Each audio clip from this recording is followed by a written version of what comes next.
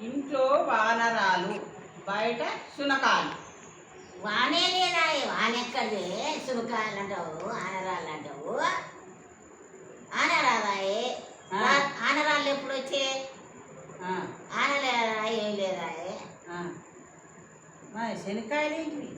శనిక్కాయలు అంటున్నావు కదనే శనిక్కాయలు బాగా అట్లా ఊలమ్ముతుర్రు ఇప్పుడు ఓడికి ఆనరాడాయే కదా నీతో సావే వచ్చింది. పేపర్కి ఏమని ఇచ్చింది తెలుసా? ఆ. ఏమిచ్చింది ఏమన్నారు ఇంట్లో వానరాలు. వానరాలు అంటే కోతులు, ఆ, వానరాళ్ళు కాదు. ఆ. ఆ?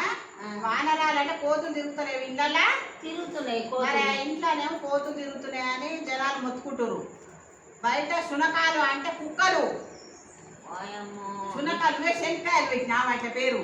ఏమో సునకాలు అంటే మరి శనిక్కాయలు అన్నట్టు ఇది వచ్చిందమ్మా నాకు శునకాలు అంటే కుక్కలు పిల్లలు ఎమ్మడి పడి కరుస్తున్నాయి కాబట్టి ఇంట్లోనేమో వానరాలు బయటనేమో శునకాలు అని చెప్తున్నారు. పేపర్కి ఇచ్చిర్రు. రామరామ నీతో సాగు వచ్చింది నాకు.